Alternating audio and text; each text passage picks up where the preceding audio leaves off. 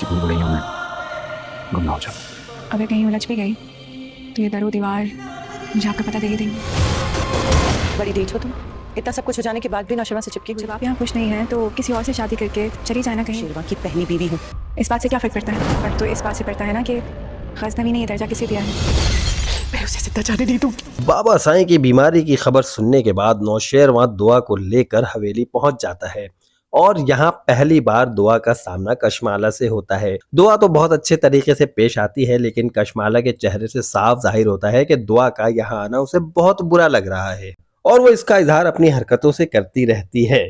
बाबा साईं की तबीयत खराब होने के बाद बाबा साईं ने वसीयत भी लिखवा दी है और नौशेरवा को ये बात अच्छी नहीं लगी है। सब बहुत परेशान है और दुआ कर रहे हैं कि बाबा साईं की तबीयत ठीक हो जाए। दुआ ने भी बाबा साईं को बहुत ज्यादा दुआएं दी हैं और बहुत अच्छी बातें की हैं, जिससे बाबा साईं बहुत खुश हुए हैं।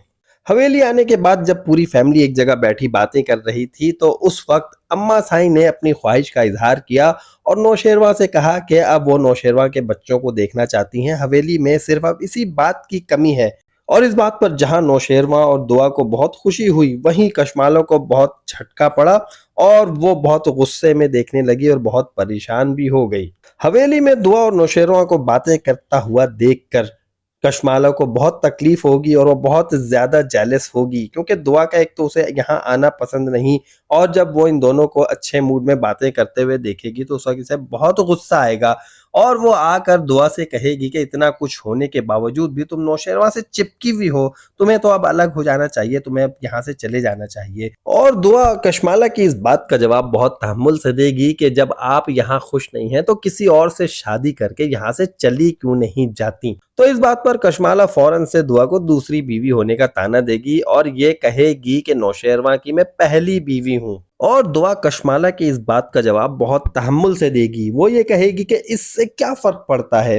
फर्क तो इससे पड़ता है कि गजनवी ने ये दर्जा किसे दिया हुआ है। दुआ का ये जवाब सुनकर कशमाला को बहुत ज्यादा गुस्सा आएगा और वो दुआ से बदला लेने की ठानेगी और वो ये कहेगी कि वो अब इसे इस हवेली से जिंदा नहीं जाने देगी और इसके लिए वो एक प्लानिंग करेगी। वो इस्त्री का तार निकाल रही होगी तो उसकी मुलाजमा पूछेगी कि बीबी जी आप ये क्या कर रही हैं, इससे तो किसी को करंट भी लग सकता है। तो कशमाला इस बात का जवाब देगी और कहेगी कि यही तो मैं चाहती हूँ। अब कशमाला दुआ की जिंदगी की दुश्मन बन चुकी है, क्योंकि उसे ये पता है कि गजनवी उसे कभी भी नहीं छोड़ेगा और गजनवी को और दुआ को अलग करने का तरीका यही है कि दुआ को किसी तरह मार दिया जाए और रास्ते से हटा दिया जाए, लेकिन वो अपने इस मंसूबे में कामयाब नहीं हो सकेगी। आने वाली एपिसोड में सरफराज और उसकी फैमिली के बारे में जानने के लिए इसी ड्रामे का दूसरा रिव्यू मेरे चैनल पे देखना मत भूलिए। आप लोगों को ये रिव्यू कैसा लगा, वीडियो को लाइक करके बताएं, कमेंट करके बताएं और जल्दी से वो दोस्त जो अभी मेरे चैनल पे तशरीफ लाए हैं चैनल को सब्सक्राइब कर लीजिए और नेक्स्ट रिव्यू जरूर देखिएगा। मुझे इजाजत दीजिए, अल्लाह हाफिज। अभी उसका निकाह हुआ है और तुमने ये तमाशा लगा दिया। कौन सा तमाशा? आप लोगों को तो अंदाजा ही नहीं है कि वो चीज क्या है।